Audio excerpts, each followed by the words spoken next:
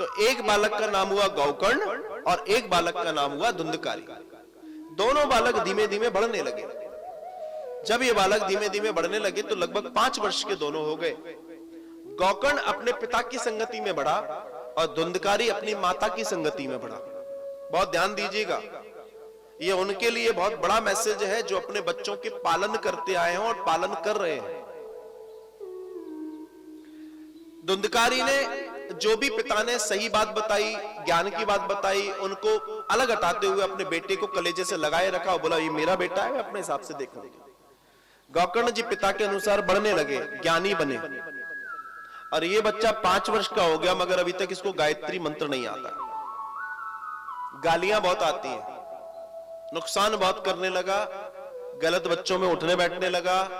और एक दिन ये जाकर एक कुत्ता, एक श्वान पकड़कर घर में ले आया। जैसे ही ये श्वान पकड़कर घर में लाया, बेचारे आत्मदेव पूजा कर रहे थे, वो तो बेचारे परेशान हो गए, डर गए, ये क्या कर रहा है। क्योंकि ब्राह्मण को कुत्ता पालना निषेध है। वैसे तो कायदे से कुत्ता पालना हर व्यक्ति के लिए निषेध है, घर में कुत्ता नहीं पालना चाहिए। मैं शास्त्र की बात कर रहा हूं। पालना है तो बाहर पालो, रोज अपने गली के कुत्तों को खूब रोटी खिलाओ, दूध रोटी खिलाओ।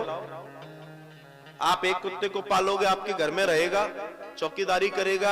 आप बाहर 10 कुत्तों को रोटी डालो, 10 के 10 आपके दरवाजे पर बैठ के चौकीदारी करेंगे, अंदर आने की जरूरत नहीं है। काय फायदे का काम करो, काय को इतना सब कुछ करते हो। तो श्री आत्मदेव उस दिन बड़े दुखी हुए, बड़ा डांटा। मां ने फिर आकर पकड़ लिया, बड़ा होने लगा और अब वो गलत व्यसनों में, जुआ में, शराब में आदि में रम गया। एक दिन की बात है, बड़े दुखी स्वर में रोते हुए श्री आत्मदेव को गौकर्ण जी ने देखा और गौकर्ण जी ने जब उन्हें देखा तो देखते से कहने लगे, पिताजी क्या हुआ।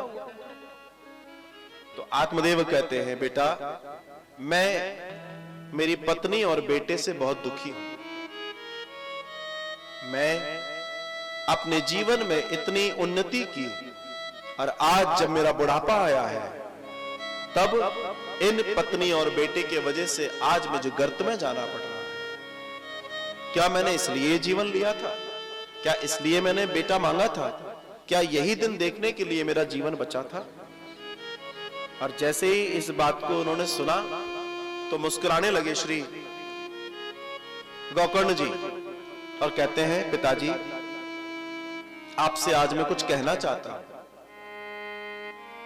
तो गौकर्ण जी अपने पिता आत्मदेव को आज ज्ञान दे रहे हैं और जो ज्ञान इन्होंने दिया इसको कहते हैं गौकर्ण गीता, जो बाजार में भी उपलब्ध है। पिताजी ये जो शरीर है ना, शरीर ये हड्डी और मांस का बना है। बहुत ध्यान दीजिएगा, ये हमारे लिए बात हो रही है। पिताजी ये जो शरीर है ये हड्डी और मांस का, रुधिर का बना हुआ है। आप पहली बात तो ये समझ लीजिए कि ये आप नहीं है, ये आप नहीं हो पिताजी, ये शरीर है। एक दूसरी बात, एक अभिमान जो आपके दिमाग में है कि ये मेरी पत्नी है, ये मेरे पुत्र है, ये भी आप दिमाग से निकाल दो। नहीं, आपकी पत्नी है या आपके पुत्र, जो भी आप सोच रहे हो, ये शरीर के संबंधी है। क्या आप शरीर हो? पिताजी आप में इतना ज्ञान है, उसके बावजूद आज आप ये कह रहे हो। आपकी बातों से ये समझ में आ रहा है कि आज तक ये जान ही नहीं पाए कि आप शरीर हैं कि आत्मा है। और देखिए हम सबके साथ ये समस्या है, हम शरीर हैं कि आत्मा है, ये जान लीजिए। जितने लोग अपने आप को शरीर को ही आत्मा मान के बैठे हैं वो दुनिया में सब दुखी हैं। तो पिताजी ये जो पत्नी है ना, ये आपके शरीर की पत्नी है, ये बेटा आपके शरीर का बेटा है। ये किसी के, ये आज आपकी पत्नी है, ये कल किसी की पति होगी, किसी का बेटा होगी। ये आज आपका बेटा है, कल किसी का बेटा, किसी का पोता, किसी का नाती, किसी की बेटी, किसी की बहू होगा। आप क्या दिमाग लगा रहे हैं? पिताजी आप इन सब बातों को छोड़िए और अपने हृदय को वैराग्य में लगाइए। आप वैराग्य को धारण कीजिए और प्रभु की शरण में जाइए पिताजी, क्योंकि परमात्मा, अगर आपने साधना ही है तो परमात्मा को साधिए, क्योंकि अगर ईश्वर को साध लिया फिर पिताजी कुछ और साधना जैसा नहीं है। एक बार परमात्मा अगर आपको मिल गया तो आप समझ लीजिए कि फिर आपके जीवन, क्योंकि ये चौथापन है, आप जीवन में बचा क्या है? क्या बचा? भगवान का नाम।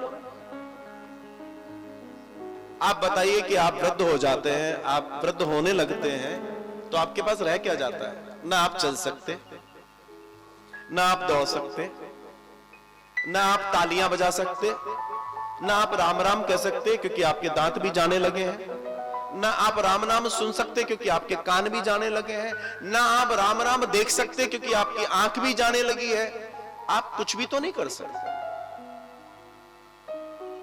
तो पिताजी, अब जो बचा हुआ समय और शरीर है, आपसे निवेदन है कि भगवान को ध्याने में और भगवान को पाने में इसको लगाइए, क्योंकि अगर आपने ऐसा नहीं किया तो समझ लीजिए जीवन फिर आपको एक बार और लेना पड़ेगा, और बार बार जीवन लेना समझदार व्यक्ति की निशानी नहीं है।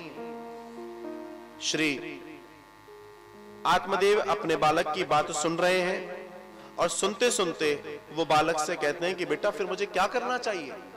तो भगवान कहते, श्री गोकर्ण जी कहते हैं कि पिताजी, आपको अब भगवान का ही सहारा लेना चाहिए, भगवान के नाम सुमिरन में जाना चाहिए, या ये कहें कि आपको अब संन्यास ले लेना चाहिए, आपको वानप्रस्थ निभाना चाहिए। तो श्री आत्मदेव अपने बेटे की बात सुनते हैं और सुन के वो कहते हैं कि ठीक है बेटा, अब मैं आगे जा रहा हूं और मैं भगवान का नाम लेकर अपने जीवन का कल्याण करूंगा। श्री आत्मदेव जी वानप्रस्थ और सन्यास दोनों एक साथ लेते हैं और लेकर वो वन में चले जाते हैं। वो भगवान का बड़ी तपस्या करते हैं, साधना करते हैं, और एक दिन ये आता है कि उनका निर्माण हो जाता है, वो मुक्त हो जाते हैं। शरीर की जो यात्रा है उससे मुक्त होना ही जीवन का सबसे बड़ा कल्याण है। ध्यान रखिएगा, जब तक ये यात्रा चल रही है तब तक है परेशानियां,